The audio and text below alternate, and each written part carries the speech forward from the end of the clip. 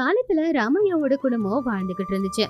ராமையாவோட மனைவி பேரு சீதா, அவரோட புள்ளையோட பேரு ராமு. ராமையா அவருடைய தோட்டத்துல இருந்து வீட்டுக்கு நடந்து வர வழியில, ஐயோ கடவுளே, இந்த வெயில யாராலையும் தாங்கிக்க முடியல. நம்ம ஊருக்கு போறதுக்கு இருக்கிறது இந்த ஒரு வழிதான். ஆனா இந்த வழியில போய் சேர்றதுக்குள்ள நம்ம போய் சேர்ந்துடுவோம் போல இருக்கு. அதை தாங்க நானும் சொல்லலாம்னு இருந்தேன். போன வாரம் கூட நம்ம ஊருக்கு வந்த ஒரு வெளியூர்காரரு தண்ணி தாகத்துல தண்ணி கிடைக்காம உயிரையே விட்டுட்டாரு. நாம ஏதாவது ஒண்ணு செஞ்சுதாக ஆகணும். நம்ம ஊர் எல்லையில ஒரு தண்ணி தொட்டி இருக்குல்ல, அதுல இருக்கிற தண்ணிய ஒரு பானையில ஊத்தி வச்சு வரவங்க போறவங்களுக்கு கொடுத்தா நல்லா இருக்கும். கூலி ஆளுங்களை வச்சு தொட்டியை கழுவ சொல்லி பக்கத்திலேயே ஒரு கூரையும் போட சொல்லணும். அப்பதான் அங்க வந்த பால்ராஜு, ராமையா, நீயும் நானும் ஒரே மாதிரி தான் யோசிக்கிறோம்.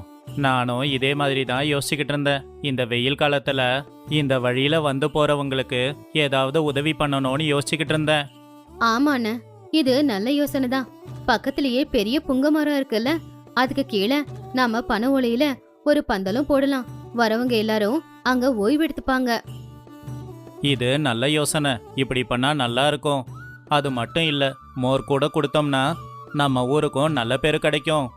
அப்படி அவங்க நினைச்ச மாதிரியே சீக்கிரமாவே ஒரு தண்ணீர் பந்தல் ஏற்பாடு பண்ணாங்க. பால்ராஜு, ராமையா, சீதா 3 பேரும் அதுல வேலை செஞ்சுக்கிட்டு இருந்தாங்க. ஊரு எல்லையில இருக்கிற ஒரு புங்க மரத்துக்கு கீழே சின்னதா ஒரு கூரைய போட்டு வரவங்க ஓய்வெடுக்க தயார் பண்ணாங்க. பால்ராஜு, அந்த பானையை கழுவி பந்தலுக்கு கீழே கொண்டு வந்து மோர் ஊத்தி வச்சா ஜில்லுன்னு இருக்கும். வெயில் காலத்துல நாம செய்யறது நல்ல விஷயம்தான். இந்தாங்க, நான் தயிரை கணிஞ்சி மோராக்கி கொண்டு வந்து வச்சிருக்கேன். அப்படியே பானகமும் செஞ்சு வச்சிருக்கேன். வரவங்க எல்லாருக்கும் யாரு என்ன கேக்குறாங்களோ அத கொடுங்க போதும். அப்பதான் ரொம்பவும் சோர்வா அந்த வழியில நடந்துகிட்டு சின்ன அப்படிங்கிற பையன் அந்த தண்ணீர் பந்தல் கிட்ட வந்தான். ஐயா, தாகமா இருக்கு, தலை சுத்துது, தண்ணி வேணுங்க ஐயா. அட கடவுளே. ஏ பால்ராஜு, மோர் கொண்டு வா. இந்த தம்பிக்கு மோர் கொடு. சீதா, அப்படியே தண்ணி கொண்டு வந்து அந்த பையனோட தலையில தெளிச்சு விடு. அப்படி சின்ன தண்ணி மோரு 2த்தையும் வாங்கி குடிச்சிட்டு, உங்களை பார்த்தா கடவுளை பார்க்குற மாதிரி இருக்கு. நான் ரொம்ப தூரத்துல இருந்து நடந்து வரேன். வழியில தண்ணியும் கிடைக்கல, நிழலும் இல்ல.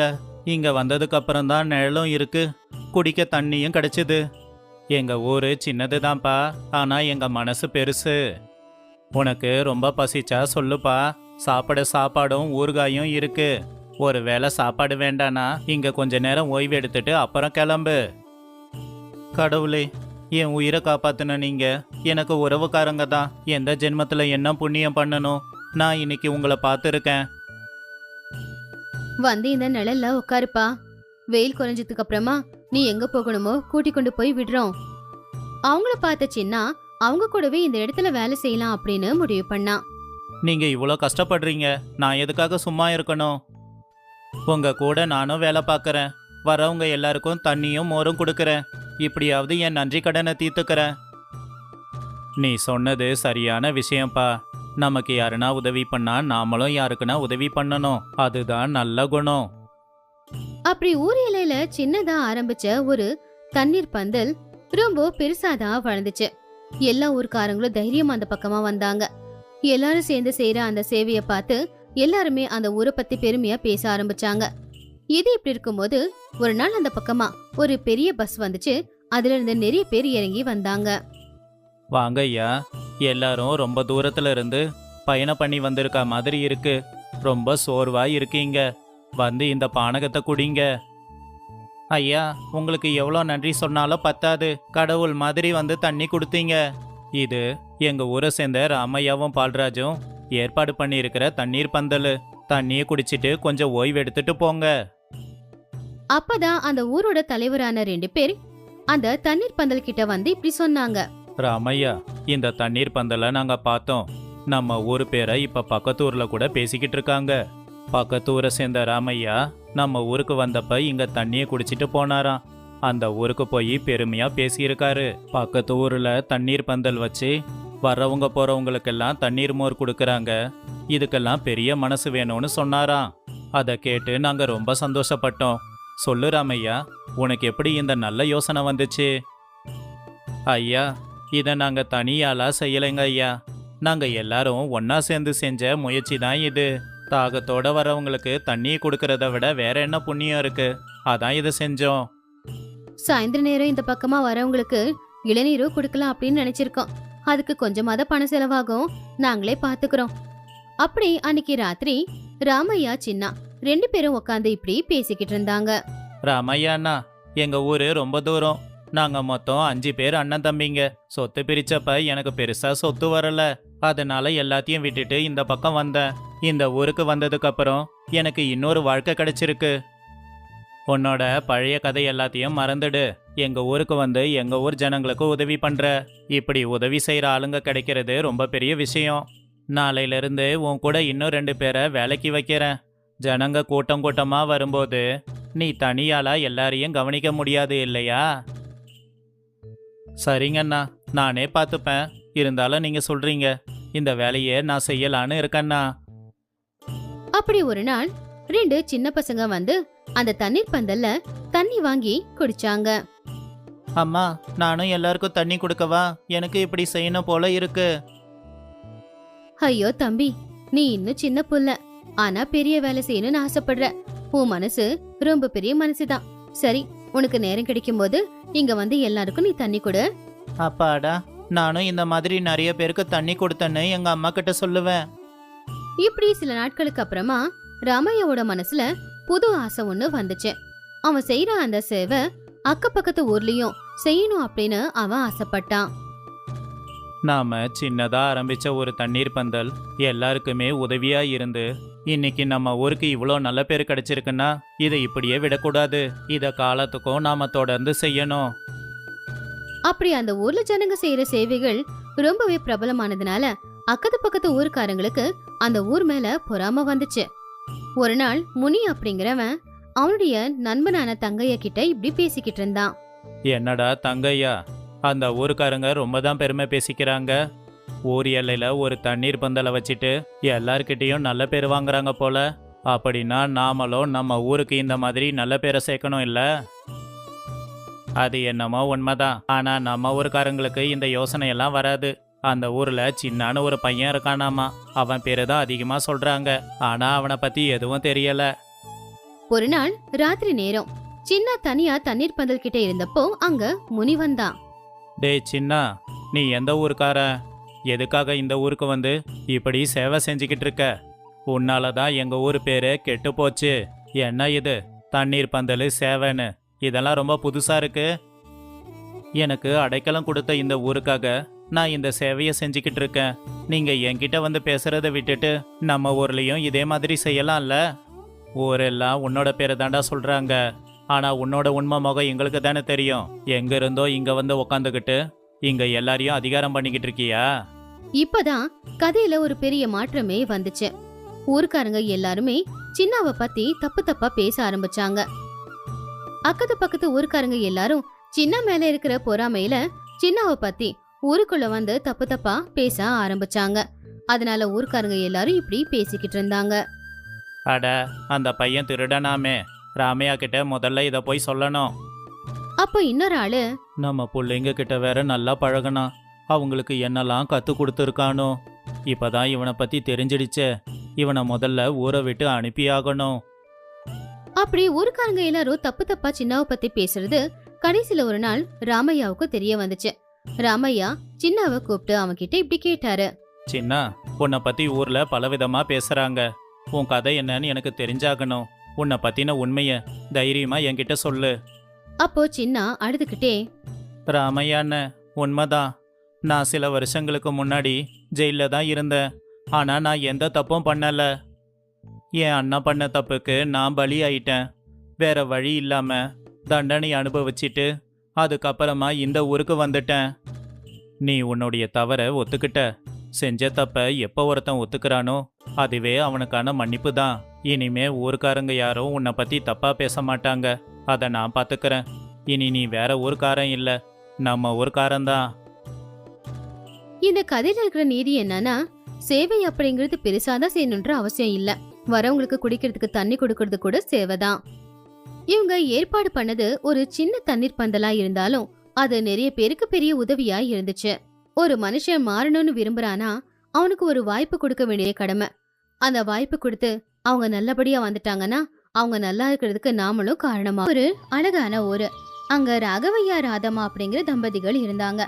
அவங்களுடையது பெரிய கூட்டு குடும்பம். அவங்க 2 பேருக்கும் 3 ஆம்பளை பிள்ளைங்க இருந்தாங்க. கிரி, ஹரி, ராஜு. அந்த ஊர்ல ராகவையாவோட குடும்பத்து மேல ஊஜனுங்க எல்லாருமே மதிப்பு மரியாதை வச்சிருந்தாங்க. அந்த 3 அண்ணன் தம்பிங்களும் எப்பவுமே ரொம்ப ஒற்றுமையா தான் அப்படியே நிறைய வயல்களும் இருந்துச்சு. ராகவையாவுடைய மூத்த பிள்ளையான கிரி பெருசா எதுவும் படிக்கல. ஆனா 2வது பிள்ளை ஹரி, 3வது பிள்ளை ராஜு 2 பேருமே படிச்சுக்கிட்டு இருந்தாங்க. கிரி வயல்ல விவசாயம் செஞ்சுக்கிட்டு இருந்தான். ஹரி நெல் மண்டியில அவங்க அப்பாவுக்கு உதவியா இருந்தான். அதே மாதிரி ராஜு ஒரு பெரிய ஆபீஸ்ல வேலை பார்த்துக்கிட்டு இருந்தான். ஒரு நாள் ராகவையாவுடைய நண்பன் மாதவையா, டே ராகவா, நல்லா இருக்கியா? நல்லா இருக்கேன்டா, நீ நல்லா இருக்கியா? என்னடா ராகவா, மூத்தவனுக்கு கல்யாணம் பண்ணி வைக்க மாட்டியா? அவனுக்கு அடுத்து இன்னும் 2 பிள்ளைங்க இருக்காங்களே, எப்போ அவங்களுக்கு கல்யாணம் பண்ணுவ? இந்த வருஷம் பெரியவனுக்கு கல்யாணம் பண்ணலான்னு முடிவு பண்ணி வச்சிருக்கோண்டா. அப்பா அம்மாவா அது எங்களோட கடமையாச்சே. அப்பா, உங்ககிட்ட ஒரு முக்கியமான விஷயம் பேசணும்னு ரொம்ப நேரமாக உங்களுக்காக காத்துக்கிட்டு இருந்தேன். என்ன விஷயம் கிரி? அப்பா, வயல்ல வேலை செய்ய கூலி ஆளுங்களை வர சொல்லியிருக்கேன். அவங்கள வச்சு நாளைக்கு வயல்ல வேலை செஞ்சிடலாம்ப்பா. எப்பவுமே வேலையை பத்தி தான் நினைப்பியாடா? சாப்பிடணுங்கிற ஞாபகமே வராதா? காலையில கொஞ்சோண்டு கஞ்சியை குடிச்சிட்டு போன, அத்தோட இப்பதான் வர. சாப்பிட்றம்மா. கூலி ஆளுங்களை வச்சு வேலையை முடிச்சிட்டா அதுக்கப்புறம் விளைச்சல் விளையிற வரைக்கும் வேலை எதுவும் இருக்காது. ஹரி, இன்னைக்கு நான் வெளியூருக்கு வேலை விஷயமா போய்கிட்டு இருக்கேன். என்னால் மண்டிக்கு வர முடியாது. பேசாம நீ சீக்கிரம் மண்டிக்கு போ. ராமாபுரத்துல இருந்து சீத்தையாங்கிறவர் அரிசி வாங்க வருவாரு. அவருக்கு அரிசியை கொடுத்துட்டு அவர் கொடுக்குற பணத்தை நம்ம கணக்கில் எழுதிடு. சரிங்கப்பா, நீங்கள் சீக்கிரம் வேலையை முடிச்சிட்டு வந்துடுங்க. ராகவையா, உங்கள் குடும்பத்தில் எல்லாருமே வேலையை பார்த்துக்கிட்டு கொஞ்சம் கூட நேரமே இல்லாமல் இருக்கீங்க. அதுலேயும் ராதாமாவை சொல்லணுமா? பாவம் எப்பவும் வேலையே செஞ்சுக்கிட்டு இருக்காங்க. என்னங்கண்ணா பண்ண சொல்றீங்க? வீட்டில் இருக்கிறது ஒரு பொம்பளை வேலை இல்லாம இருக்குமா? இந்தாங்க, வெயில வந்திருக்கீங்க, இந்த மோரை குடிங்க.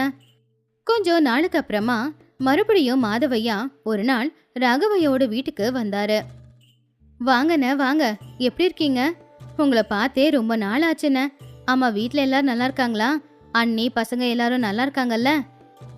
எல்லாரும் நல்லாதாம்மா இருக்காங்க. ராகவன் எங்கம்மா? வீட்டில் இல்லையா அவன்? அன்னைக்கு என்னை சந்திச்சப்போ பெரியவனுக்கு பொண்ணு பார்க்கறதா சொன்னான். எதுனா சம்பந்தம் கிடைச்சதா? அவரு வீட்டில் இல்லைங்கண்ண, ஏதோ வேலை விஷயமா வெளியே போயிருக்காரு. பெரியவனுக்கு பொண்ணு பார்த்துக்கிட்டு தான் இருக்கோம், ஆனா எதுவும் இன்னும் ஒத்து வரல. சரிம்மா, நான் ஒரு பொண்ணை பார்த்துருக்கேன். நம்ம கிரிக்கு தான். அந்த பொண்ணு பார்க்க ரொம்ப லட்சணமா இருப்பா. அந்த பொண்ணோட குடும்பமும் உங்களை மாதிரி தான் பெரிய குடும்பமா. அவங்க ஊர்ல அந்த குடும்பத்துக்கு நல்ல பேர் இருக்கு. அந்த பொண்ணும் பார்க்க ரொம்ப அழகா இருக்குமா. ராகவன் வந்ததும் நான் வந்து பொண்ணை பத்தி சொன்னதை சொல்லிடு. சரிங்கண்ண, அவர் வந்ததும் நான் விஷயத்த சொல்லிடுறேன். நல்ல குடும்பமா இருந்தா சீக்கிரமா பெரியவனுக்கு கல்யாணம் பண்ணி வச்சிடலாம். அதுக்கப்புறமா இன்னும் 2 பேர் இருக்கானுங்களே, அவங்களுக்கு கல்யாணம் பண்ணி வைக்கணும்ல. ராஜு ஆபீஸ்ல லீவ் இருந்ததுனால வீட்டுக்கு வந்தான். வரும்போது அவனுடைய நண்பனான ரமேஷையும் கூட்டிக்கிட்டு வந்தான். ராஜு, உங்க ஊரு பார்க்க ரொம்ப அழகா இருக்குடா. பெரிய ஆறு, சுத்தி மரம், எங்க பார்த்தாலும் பச்சை பசேல்னு இருக்குடா. எப்படியும் 2 நாளைக்கு லீவு தானடா. எங்க ஊரை மட்டும் இல்ல, பக்கத்து ஊரையும் சுத்தி காமிக்கிறேன். என்னங்க இப்ப வீட்டுக்கு வந்திருக்கீங்க? காலையில வெளியே போன மனுஷன் இப்பதான் வருதா? மாதவையா அண்ணன் வந்தாரு, நீங்க வீட்ல இல்லையா, அதனால வந்து சாப்பிடாமலே போயிட்டாரு. மாதவன் எதனா சொன்னானா? கிரிக்கு ஒரு நல்ல சம்மந்தம் பார்த்துருக்குறதா சொன்னாருங்க. நீங்க ஒரு தடவை போய் அண்ணனை சந்திச்சிங்கன்னா அதுக்கப்புறம் அந்த சம்மந்தத்தை பேசி முடிவு பண்ணிடலான்னு சொன்னாரு. சரி சரி, நாளைக்கு போய் மாதவனை சந்திக்கிறேன். அந்த குடும்பம் நல்ல குடும்பமா இருந்தா பேசி முடிவு பண்ணலாம். அப்படி மூத்தவனான கிரிக்கு நிறைய சம்பந்தத்தை தேடி தேடி கடைசியில மாதவையா கொண்டு வந்த அந்த சம்பந்தத்தை தான் கிரிக்கு அவங்க முடிச்சு வச்சாங்க. அதுக்கப்புறம் சில நாட்கள்லயே 2வது புள்ளையான ஹரிக்கும் 3வது புள்ளையான ராஜுவுக்கும் கூட நல்ல பொண்ணுங்களா பார்த்து கட்டி வச்சிட்டாங்க. அப்படி 3 பொண்ணுங்க, ரமா, லதா, ஸ்வாதி, ராகவையோட குடும்பத்துக்கு மருமகள்களா வந்தாங்க. இப்போ ராகவையாவோட வீடு புள்ளைங்க மருமகள்களோட ரொம்ப கலகலப்பா இருந்துச்சு. ஒரு நாள் ராகவையாவோட வீட்டுக்கு திடீர்னு சொந்தக்காரங்க வந்துட்டாங்க. எல்லாரும் நல்லா இருக்கீங்களா? நாங்க நல்லா இருக்கோம். நீங்க எப்படி இருக்கீங்க? நல்லா இருக்கோங்க. இந்தாங்க இந்த பலகாரத்தை சாப்பிடுங்க. இருங்க ஒரு நிமிஷம். ரமா, லதா, ஸ்வாதி, சொந்தக்காரங்க வந்திருக்காங்க, வாங்கம்மா. உங்க குடும்பத்தை பார்த்தா சந்தோஷமா இருக்கு. ராகவையா, இந்த காலத்துல கூட்டு குடும்பத்தை பார்க்கறது ரொம்பவே அரிதுதான். பரவாயில்ல, உங்களுக்கு ஏத்த மாதிரி தான் உங்க பிள்ளைங்களும் மருமகளும் இருக்காங்க. உங்களது ஒற்றுமையான குடும்பம். ஊர் முழுக்க இப்படி தான் சொல்றாங்க. இதில் என்னை பற்றி பெருமையாக பேச எதுவும் இல்லை. என் பிள்ளைங்களோட குணம் அப்படிப்பட்டது. அவங்க ரொம்ப ஒற்றுமையானவங்க. எப்பவுமே என்னோடது உன்னோடதுன்னு அவங்க பிரித்து பார்க்கறது கிடையாது. என்ன இருந்தாலும் இதெல்லாம் பிள்ளைங்கள வளர்க்குற விதத்துல இருக்குங்கண்ணே. உங்க பிள்ளைங்களுக்கு நீங்க படிப்பு மட்டும் இல்ல, எப்படி வாழணும்னு கத்து கொடுத்துருக்கீங்க. உறவுகள்னா என்ன, பந்த பாசம்னா என்ன, அதுக்கு எப்படி மதிப்பு கொடுக்கணும்னு சொல்லியிருக்கீங்க. பிள்ளைங்களுக்கு சொத்து கொடுத்தா போதாது, அவங்களுக்கு வாழவும் கற்றுக் கொடுக்கணும். ராதா, வந்தவங்களுக்கு சமையல் செஞ்சாச்சா? நம்ம மருமகளுங்க எல்லாருமே எப்போ சமையல் வேலையை ஆரம்பிச்சிட்டாங்க. இதை செய்யுங்க அதை செய்யுங்கன்னு அவங்களுக்கு சொல்ல வேண்டிய அவசியமே இல்லைங்க. இந்த காலத்துல இப்படிப்பட்ட மருமகள் கிடைக்கவும் கொடுத்துதான் வச்சிருக்கணும். மருமகளுங்க எல்லாரும் மருமகளுங்களா இருக்காம அக்கா தங்கச்சி மாதிரி இல்ல இருக்காங்க. ஆமா, வீட்டுல பெரியவன் சின்னவன் 2 பேரும் இருக்காங்க. ஆனா வந்ததுல இருந்து பாத்துக்கிட்டு இருக்கேன், 2வது பிள்ளைய காணுமே. இப்பதானே சின்னவனுக்கு கல்யாணம் ஆச்சு, அதனால மில்ல திறக்கல. மில்லில் நிறைய வேலைங்க இருக்கு. நான் போய் எல்லாத்தையும் பார்த்துட்டு வரேன்னு சொல்லிட்டு அவன் காலையிலேயே மில்லுக்கு போயிட்டான். அவன் தான் மில்லில் எனக்கு துணையா இருக்கான். சரியா போச்சு. அப்ப கொஞ்சம் கூட நேரம் இல்லாம எல்லாரும் எல்லா வேலையும் செஞ்சுக்கிட்டு இருக்கீங்க. ஆமா ஆமா, நானும் என் மருமகளுங்களும் வீட்டு வேலையை செஞ்சுக்கிட்டு வீட்லயே இருப்போம். இவங்க எல்லாரும் வெளி வேலையை பார்த்துக்கிட்டு கஷ்டப்பட்டுக்கிட்டு இருக்காங்க. சமையல் முடிஞ்சிச்சு அத்தை, வாங்க எல்லாருக்கும் சாப்பாடு பரிமாறலாம். சமையலை சீக்கிரமா முடிச்சிட்டீங்களே. உண்மையிலே சமையல் ரொம்ப அருமையா தான் இருக்கு. மாமியாருக்கு ஏத்த மருமகளுங்க தான் நீங்க. என் மருமகளுங்களே எல்லா வேலையும் செஞ்சிடுவாங்க. எனக்கு எந்த ஒரு வேலையுமே கொடுக்க மாட்டாங்க. எல்லா வேலையுமே அவங்க 3 பேரும் பங்கு போட்டுப்பாங்க.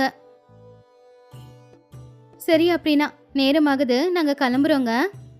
ஆ சரிங்க, பார்த்து போயிட்டு வாங்க. அம்மா, பசிக்குதும்மா, எனக்கு சாப்பாடு போடு. அண்ணன், சின்ன அண்ணன் இன்னும் வரல. அவர் வந்ததும் ஒன்றா சாப்பிடலாம். நாளைக்கு எப்படியும் நான் ஆஃபீஸுக்கு போயிடுவேன், ரொம்ப நாள் இருக்க மாட்டேன். இன்னைக்கு எப்படியும் எல்லாரும் ஒன்றா உட்காந்து சாப்பிடலாமே. அப்படி சொல்லாதடா ராஜு, நீ இப்படி சொல்லும் போதெல்லாம் எனக்கு ரொம்ப கவலையா இருக்குடா. அரசாங்க வேலை இல்லைம்மா, அப்படி தான் இருக்கும். அவங்க எங்கே போக சொன்னாலும் போய் தான் ஆகணும். ஆமா அத்தை, உங்க எல்லாரையும் விட்டு போகணும்னா எனக்கும் ரொம்ப கவலையா தான் இருக்கு. நான் கல்யாணம் பண்ணிக்கிட்டு வந்து கொஞ்ச நாள் தான் இந்த வீட்டில் வாழ்ந்தேன். ஆனா உங்க எல்லாரையும் எனக்கு ரொம்ப பிடிச்சி போச்சு. வந்தவளை மருமகளா பார்க்காம மகளா பார்த்துக்கிட்டீங்க. நீங்க எல்லாரும் மருமகளா இருந்தாலும் எனக்கு நீங்க தானம்மா பொண்ணுங்க. உங்களுக்கும் எனக்கும் நடுவுல அந்த கடவுள் அந்த உறவை தான்மா வச்சிருக்கான். உங்களுக்கு லீவ் கிடைக்கும் போதெல்லாம் வந்துட்டு போங்கம்மா. எங்களுக்கும் நேரம் இருக்கும்போது நாங்களும் வந்து உங்களை பார்த்துட்டு வரோம். எல்லாரும் எனக்காக தான் காத்துக்கிட்டு இருக்கீங்க போல. இன்னைக்கு மில்லில் நிறைய வேலைப்பா, அதனால தான் வர்றதுக்கு கொஞ்சம் தாமதமாயிடுச்சு. சரி சரிடா, எல்லாரும் அப்புறமா நிம்மதியா உட்காந்து பேசுங்க. சாப்பாட்டுக்கு நேரம் ஆயிடுச்சுல, வாங்க எல்லாரும் வந்து உட்காந்து சாப்பிடுங்க. அப்படி பகல் பூரா வேலை செஞ்சதுனால ரொம்பவும் சோர்வடைஞ்சிருந்ததுனால எல்லாருமே படுத்து தூங்குனாங்க. காலையில விடிஞ்சுது. ராதம்மாவோட மூத்த மருமக எழுந்திருச்சு வீட்டு வாசல் தெளிச்சு கோலத்தை போட்டாங்க. ஸ்வாதி, கிளம்பிட்டியா? வண்டிக்கு நேரமாகுது.